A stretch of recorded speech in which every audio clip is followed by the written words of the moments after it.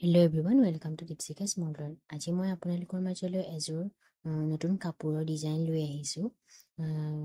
Fabric পেইণ্টিঙৰ হয় কাপোৰযোৰ। মই মিক্স পাটত কৰিছোঁ। আপোনালোকে ডিজাইনটো কেনেকুৱা পাই জনাব। প্ৰথমতে ফুলবোৰ এনেদৰে আঁকি ল'লোঁ। তাৰপিছতে এই ডাঙৰ ফুলপাহতে ৰেড কালাৰে গোটেই ফুলপাহ ভৰ্তি কৰি ল'লোঁ। যিহেতু কাপোৰযোৰ হোৱাইট, সেইবাবে অলপ কালাৰটো ডাৰ্ক হ'লে ভাল লাগিব বুলি ভাবিলোঁ। সেইবাবে এই ৰেড কালাৰটো দি ল'লোঁ। একচুৱেলি এই ডিজাইনটো মই মোৰ নিজৰ নহয়, মৌচুমী কোঁৱৰ নামৰ ইউটিউবাৰ এগৰাকীৰ ডিজাইনৰ পৰাহে মই এইটো বনাইছোঁ। প্ৰথমতে ভাবিলোঁ যে কালাৰটো চেঞ্জ কৰি দিম, কিন্তু কালাৰটো অলপ মই এইটোকে দিলোঁ। তেখেতৰ কালাৰটো অলপমান বেলেগ ইয়াতকৈ, অলপ লাইট কালাৰত কৰিছে, কিন্তু তেওঁ অলপ লাইট কৰিছে, মই অলপ ডাৰ্ককৈ কৰিছোঁ। যিহেতু কাপোৰযোৰ হোৱাইট, ভাবিলোঁ অলপমান ডাৰ্ক হ'লে ভাল লাগিব। সেইবাবে ৰেড কালাৰটো গোটেই পাহতে ভৰ্তি কৰি দি এটা ছাইডত হোৱাইট কালাৰে ৰেডটো অলপ লাইট হৈ যোৱাকৈ দি দিলোঁ। তাৰপিছতে যিকেইডাল মাজত পাতগিখিলাৰ যিটো শিৰাটো আঁকিছিলোঁ, তাতো তেনেকৈ হোৱাইট দি দিলোঁ। তাৰপিছতে দি পেলাই এনেদৰে পাতগিখিলা কমপ্লিট কৰি ল'লোঁ। তাৰপিছতে এয়া অন্য পাহো মই কৰি ল'লোঁ তেনেকৈ কমপ্লিট।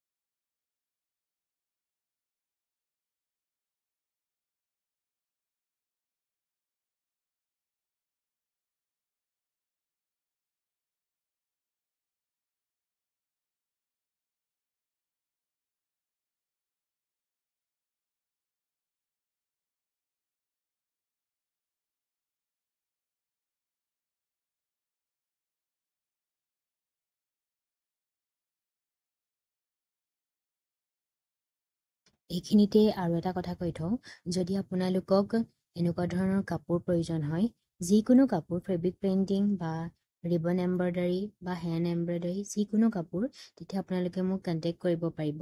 মোৰ ইনষ্টাগ্ৰাম পেজটো আৰু মোৰ ফেচবুক সকলো মই ডেছক্ৰিপশ্যনত দি দিম। তো আপোনালোকে লাগিলে কণ্টেক্ট কৰিব পাৰিব।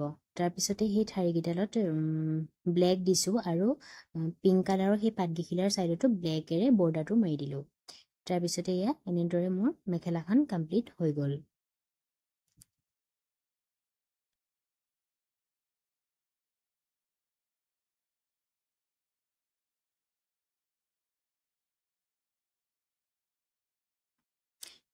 মেখেলাখন যিদৰে কৰিলোঁ, চাদৰখনো ঠিক এনেদৰে কমপ্লিট কৰি ল'লোঁ। মেখেলাখনৰ যেনেদৰে ফুল দিছিলোঁ, চাদৰখনৰ আগ দুটাটো সেই তেনেদৰেই ফুল দিলোঁ 4 পাহ, আৰু চাদৰখনৰ গোটেই ছাইডটোতে তেনেদৰে 3টা পাতেৰে সৈতে সৰু সৰুকৈ অলপ ফুল দি দিলোঁ। এই ডাঙৰ পাতগিখিলাৰ আগৰ যিটো ডিজাইন আছে, তাত একচুৱেলি সেই ডিজাইনটোৱেই দিছোঁ চাদৰখনৰ গোটেই ছাইডটোতে।